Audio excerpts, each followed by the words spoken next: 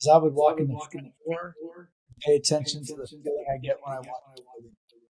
What things do you see on the walls? How clean is that space? How organized is the space?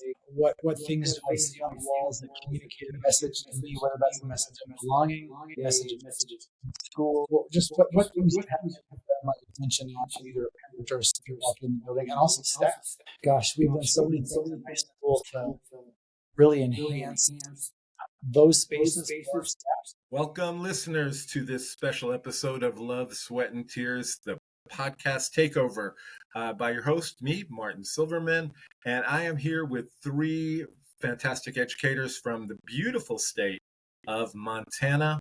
I want to introduce the guests today. We have John Conan, otherwise known as Johnny Montana, the superintendent at Stevensville School District in Stevensville, Montana. We have Travis Niemeyer, the principal at Beartooth Elementary in Billings, Montana, and Brian Miller, principal at North Middle School in Great Falls, Montana. Happy to have you guys here this evening. And you guys ready to talk about some school culture? Let's do it. So I'm going to lead you guys into a short introduction to the topic tonight, because school culture is a huge piece that is, probably one of the most important things that we can do, if not the most important thing that we can do as school leaders. But, you can tackle everything at once, or you can try to tackle things in little bits. And I want to talk about just a little bit today, and that is building a positive staff room culture. So just as a little background, every school has a staff room, but not every staff room supports morale. Some are hubs of collaboration, others drain energy. In this episode, we're going to explore how school leaders can shape staff spaces to foster positivity. So you guys have all had some experience. You have some experience with your staff room. And when you think about the room that your staff members go to be away from their classroom, and we're going to put it that way, be away from their classroom for a little while, and yet it has an effect over the whole school. What do you feel like a healthy staff room culture looks like, feels like, sounds like? Who wants to jump in on that? Johnny Montana, he's superintendent, principal. Well, great question, Martin. I believe that staff lounge can have a tone sometimes that is not popular. And one of the things that we talk about is, especially when we're talking about students, is that we're swinging everything to the positive and talking about the future and talking about solution-based comments. So many times we get in there and we poke the problem, keep it, riding the horse, and keep being dead, and we can't fix the problem. So we got to get that horse and find a solution. Fortunately, that staff lounge can be a place where people come in to commiserate.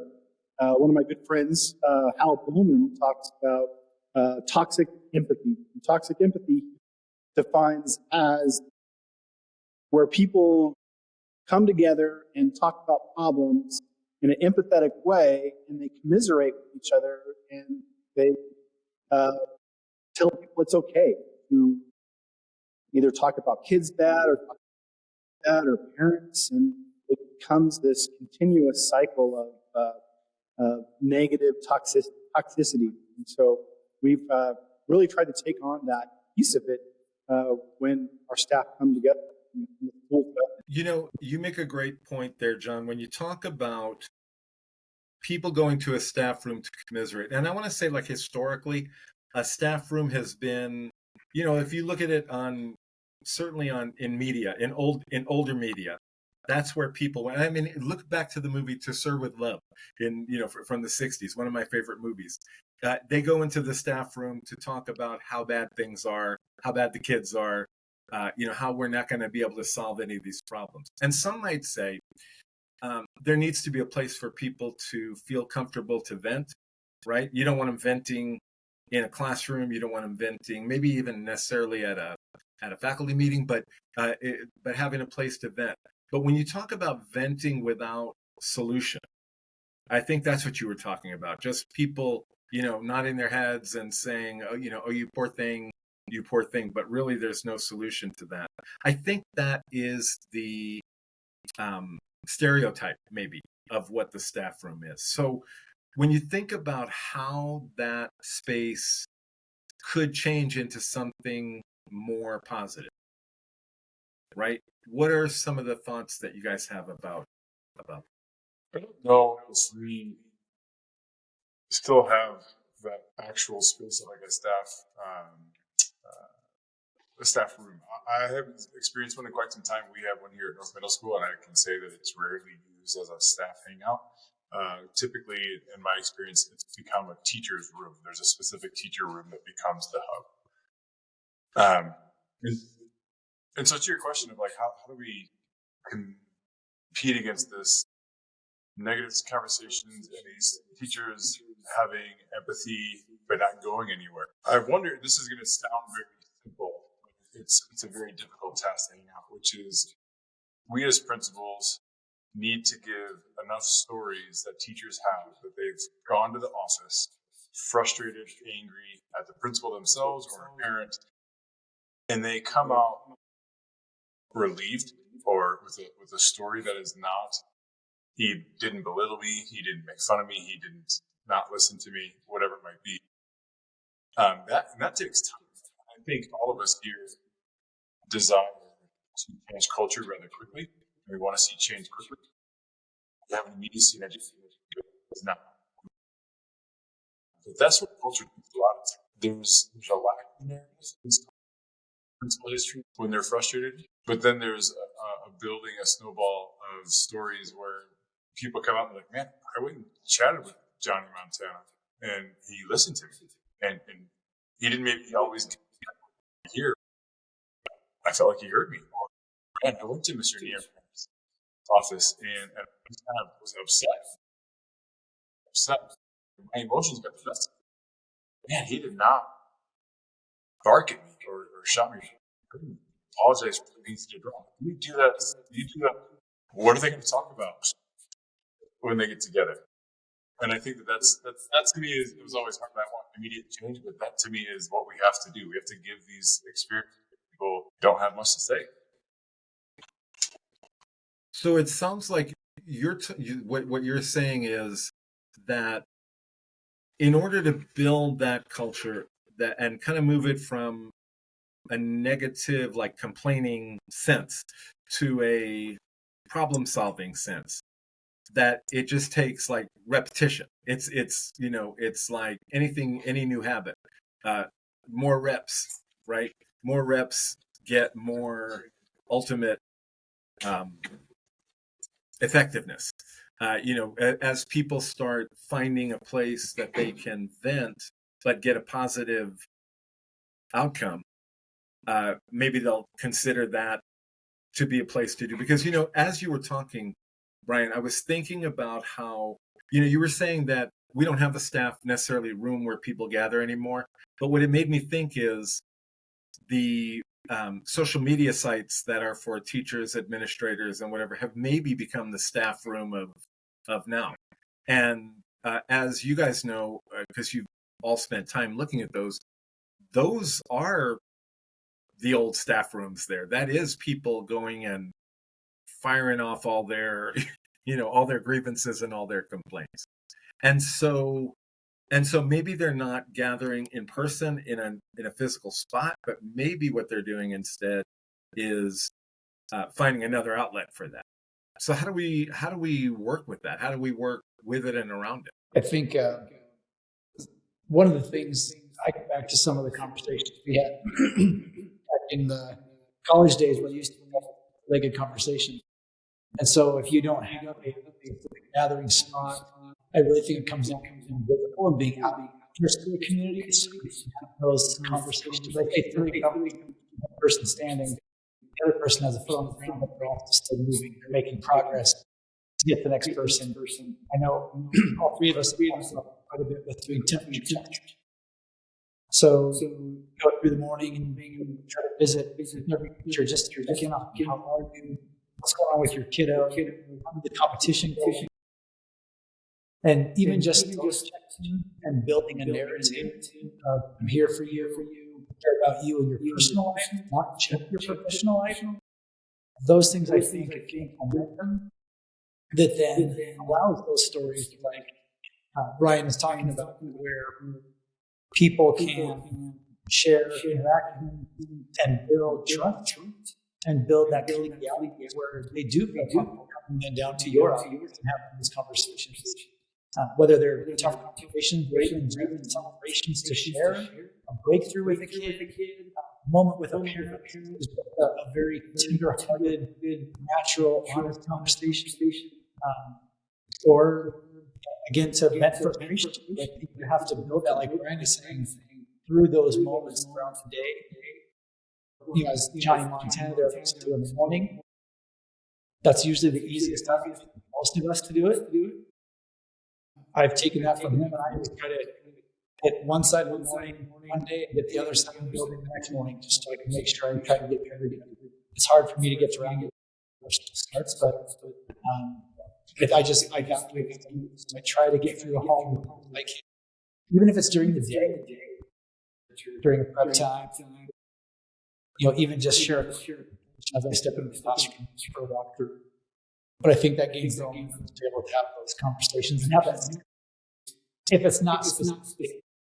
This is what I'm thinking. So I'm a principal, I'm an administrator, I'm a AP, I'm a superintendent. I'm listening to this conversation, and I haven't thought about the fact that there's, I need to actually now move to action. There's something I need to do in order to create the type of culture where what you just described, Travis and Brian and John, how that is going to, play out. So you talked about morning check-in.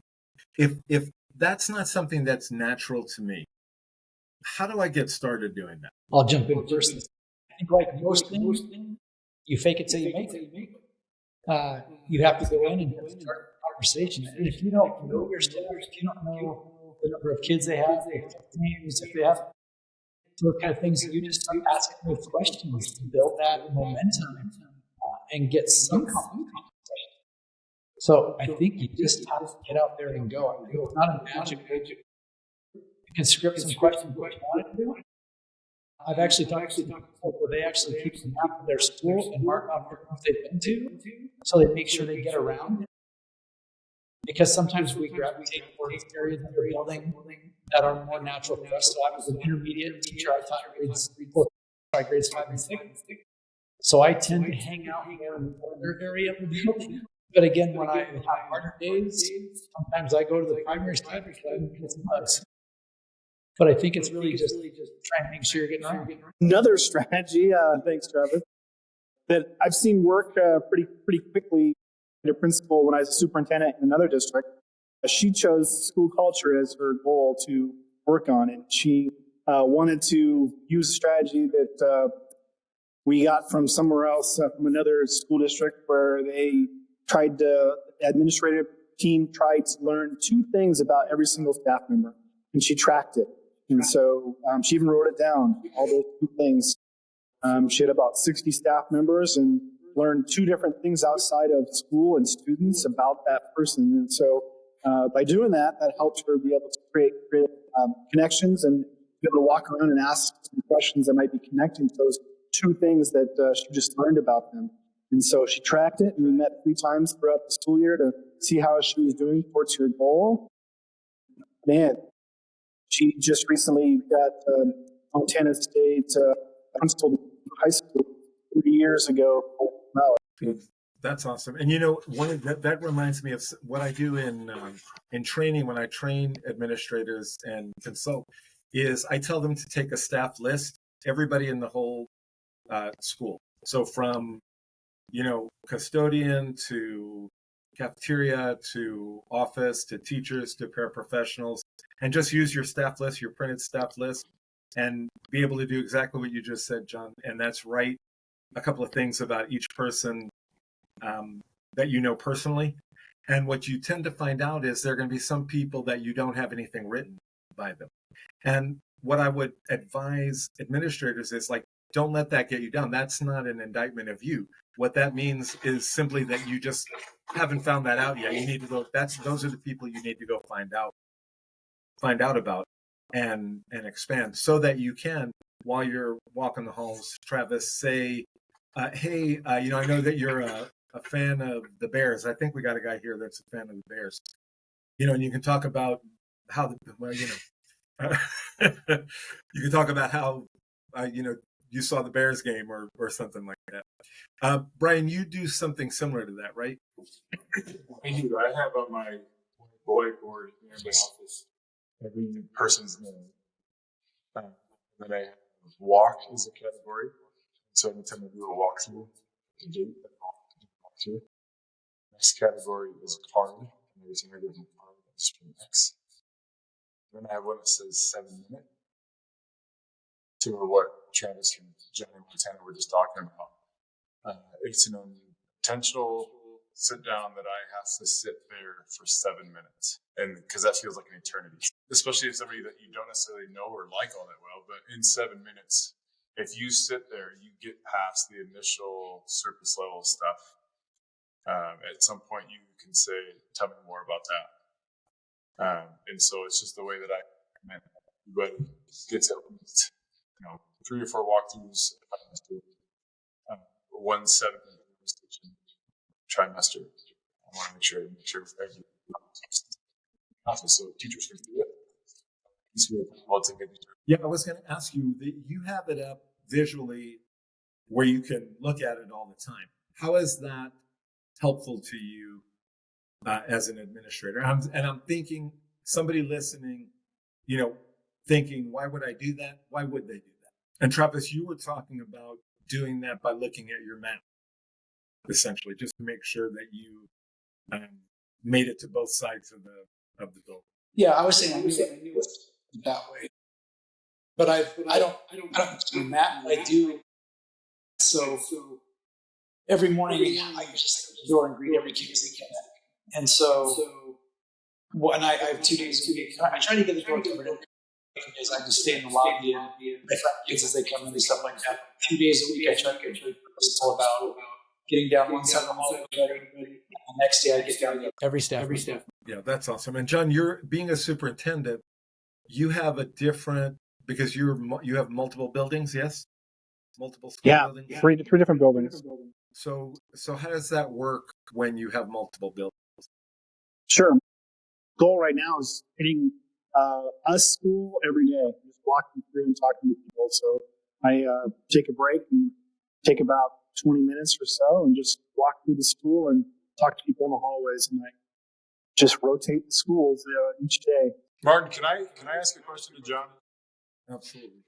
Because I'm intrigued by this as your role as superintendent. We would say, as a teacher level, it's your job to know your students. Travis's point, you probably know 2 things about every student that's outside of the classroom. And then we translate that to principals. Principals should do the same to teachers. That does seem to break down when you get to the district level to the principals. And I can only assume it's because you have so much stuff, big stuff that's going on, that you have to be planning and thinking and meeting and all that kind of stuff. But I've never actually heard of a superintendent say, my goal is to get into a building every day. So I applaud you for that. And I think it's one of the reasons why people love you. Can you tell me about that? Is that a possible expectation, or is that something that you're finding has to happen? Great question. Well, obviously, the size of the district is definitely a factor in how far you make it out.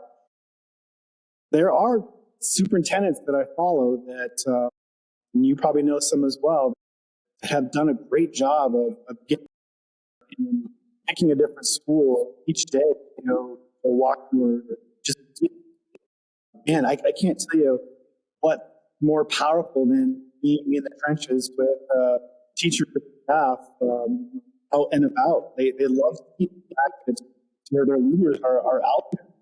Principals, trying to get your principals out and talking and being visible, right? Same thing with the superintendent. I don't think there is anything I can put above that time. I try to schedule it just similar to a meeting. right? So I have an hour. I tell my district staff that I'm going to head out to schools. I'm going to walk this direction, and this is where I'll be. I take my walkie-talkie. I'm kind of lucky in a district. We have about 1,000, almost 1,100 kids, and all on one campus. So we have 3 schools on one campus. I can be anywhere on the campus in 5 to 7 minutes. That part is unique to a district our size. Your districts, you all have several schools, so it'd be harder for the superintendent to do that. But I also invite teachers to invite me to certain events that are going on. So I've been a part of contests this year, been a part of weeks, and so I continue to have them invite me ahead of time so we put on another meeting. So I feel like that connection to our people is probably the most strategic and powerful thing that we can do. You know, listening to the two of you, it made me think of, especially when you're in a larger district like you and Brian and you, Travis, where it's many campuses. I don't know how big your districts are, but also, pardon me, but also in your districts, there are more that there's a superintendent, but there's probably a cabinet, probably, you know, multiple associate superintendents or, you know, whatever the leadership team is, who also could take on the roles of, you know, this is our hour per day or whatever it is that we're going to walk campuses, and they could split them up and then trade off, you know, like so that different people can get to different places. So yeah, the superintendent themselves might not be able to get to every campus, you know, every week, but they might be able to get to somebody could get to every campus at least every week, I would think, if not even more often than that. And, you know, I would say the same thing if you're at a school with multiple administrators. Like, you could get all over the place and talk to everybody, or it could be you and your assistant principal, your assistant principals, if you're in a school that has multiple. And wouldn't that be a good way to train somebody in, John, what you just said, which is that sometimes and you didn't use these words, but sometimes people say the relationship part is fluff. I don't have time for that. I've got to fix everything. You know, I've got to get academics, I got to get scores up. I got to get, you know, kids behaving, all those kinds of things. And yet, if you don't take care of the culture piece, you're not going to be able to as effectively hit, you know, all those other things. If the only time you walk into a classroom is to do a walkthrough with your tablet and you're, you know, looking for specific things from your evaluation system, you're not going to get the same kind of information as your check-ins. I totally agree with you. It goes back to management versus leadership concept, right? So you're going to manage your school, or you're going to lead your school. And I know there's pieces that you do have to manage, but man, I have walked through a school with Travis Niemeyer and been in his school and seen how much he leads rather than just manages stuff. And so the more opportunities that you can create for leadership, not only for yourself, but for your students and your staff to lead, man, everything just seems to run so much better. Yeah, right, Travis? I absolutely agree with that. So if you were given, I want you to give final bits of advice here. If you were coaching somebody who was newly hired into a principal position, and they were told by the superintendent, it wouldn't be you, John, but it would be, you know, this other superintendent who is a manager, not a leader. And the superintendent said, I'm choosing you to be the principal of this school because you got to get in there and fix everything, right? Academics are poor, behavior is poor, attendance is poor. All these things are not where there should be. And we have a lot of people who are new to our profession who are being told exactly those things, right? Change has to happen, improvement has to happen yesterday. If you were giving them advice on how to put culture first in that situation, what would you tell them? Travis, you go first. Oh, that's a weighted. I think the first thing is I would walk in the door, pay attention to the feeling I get when I walk in the door. What things do you see on the walls? How clean is that space? How organized is the space? What things do I see on the walls that communicate a message to me, whether that's a message of belonging, a message of school, just what things have my attention on either a parent or a student walking in the building, and also staff. Gosh, we've done so many things in high school to really enhance those spaces for staff. And that's kind of where we start with conversation, right? We're asking about staff. But I would be kicking myself later if I didn't talk about this, but that was one of the first changes I made in the first 2 years I was there. Our staff lounge had old tables with the laminate peeling off. They had these cushiony chairs that had food stains all over. And not that it was just needed something extra. Every wall, the walls around me, it's like full color with no decoration other than the bulletin board that have the required workman's comps on the walls and all that stuff. So I hired a guy to come in and spray paint a huge logo on the wall of this teacher's lounge with cups of coffee and drips coming out and kind of graffiti style. I had another large bear on one wall because we are the Bears. That's our mascot. I did that over Teacher Appreciation. And also went down to a local furniture store and asked them if they would help me with this endeavor. And so they donated 2 actual formal dining tables with chairs, everything else. And of course, then presented that to the staff when they came in. I had like construction tape on it. We all walked in together for welcome to the staff lounge. They were so excited. And the next I actually went to outdoor patio where I bring in lawn furniture from the house. And when weather is nice, we open it up and teachers can go outside. It's away from the playground. It's the opposite side of the building.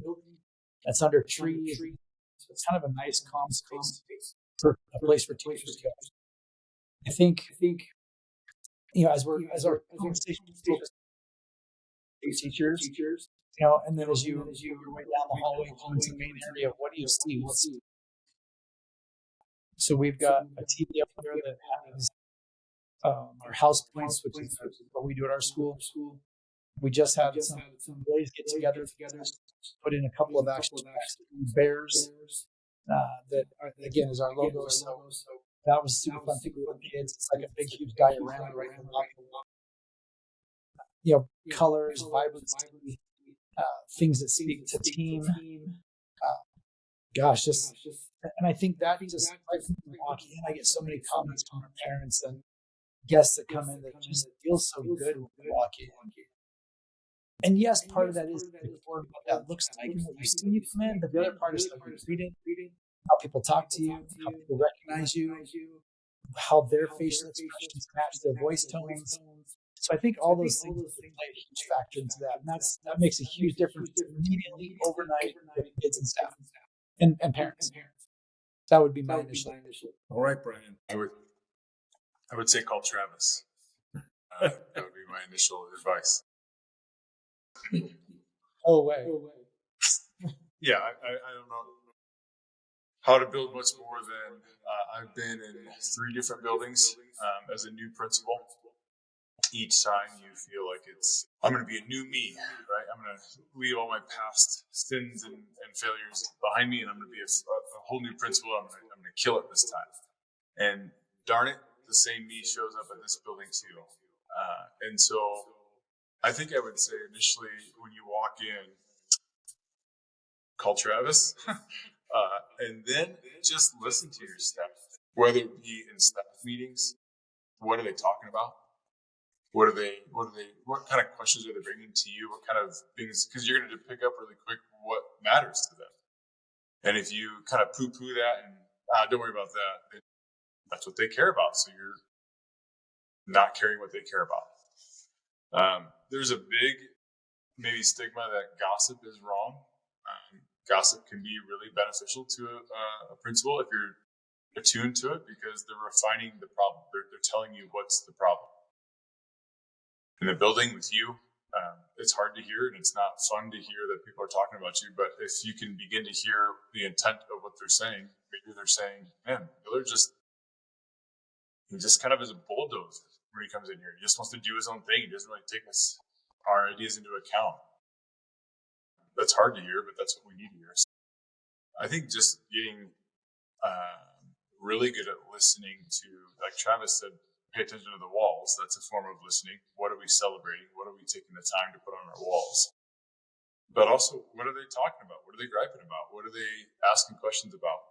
I think, all of us here have wives. Oftentimes, my wife feels most heard not when I come in and solve problems in the house. Actually, me solving problems can cause friction. But when I sit and listen to her frustrations, when I listen to her frustrations and I allow her just to be frustrated, be sad, be angry at me or at something else, that's really what she needed. And so just listening to what they're talking about. See, she didn't need to call Travis. She didn't need to call Travis on that one. No. So, John, I'm going to change this a little bit for you. So you're not answering the exact same question, but help us wrap it up by saying you as a superintendent are going to hire that principal, right? You're going to be the one who ultimately will make that decision.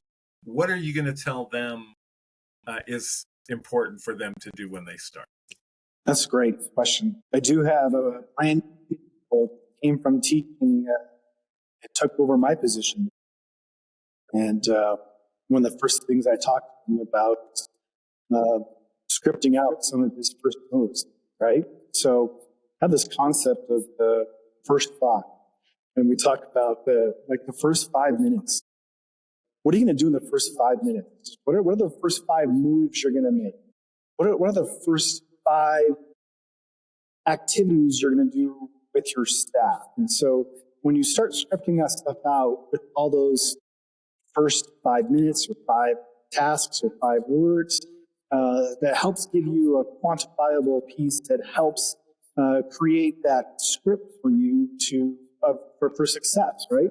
And you may have to refine that, but you have to script it out word by word at first until it is natural, and do it, because the more you think about those moves and how you go connect with people, I think the stronger the relationships are.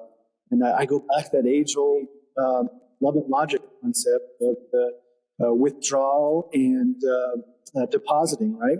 The more you can deposit into those relationships, the more you can withdraw later.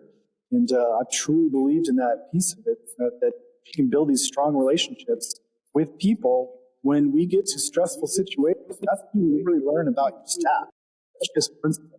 Like, you learn how fast those staff members can get stressed out, go to negative reactions, or if they stay calm, like, how do they stay calm through the storm, right? And so I think those are the pieces when you have deposited a lot into those relationships that you can help steer that ship for those people when they're in that storm. And so I can't tell new principals enough to invest the time into those relationships. So thanks, Martin. Thanks, Martin. Well, they would be lucky to have you. And of course, if there are any new principals, any new administrators, they'd be lucky to have any of you guys as their mentor. And so, guys, I want to thank you so much, Brian Miller, Travis Niemeyer, John Conan, for spending the time with me this evening on the Love, Sweat, and Tears podcast takeover episode on culture, the Montana moment. I appreciate you guys very much. I think if we can condense all of this discussion down into 2 words, it appears to be call Travis. So, Travis, expect the phone to ring. Just though, again, in all seriousness, tell you guys how much I appreciate you, appreciate the friendship, appreciate the connection, and I look forward to staying connected with you guys. Thanks, Martin. Thank you, Martin. Thank you.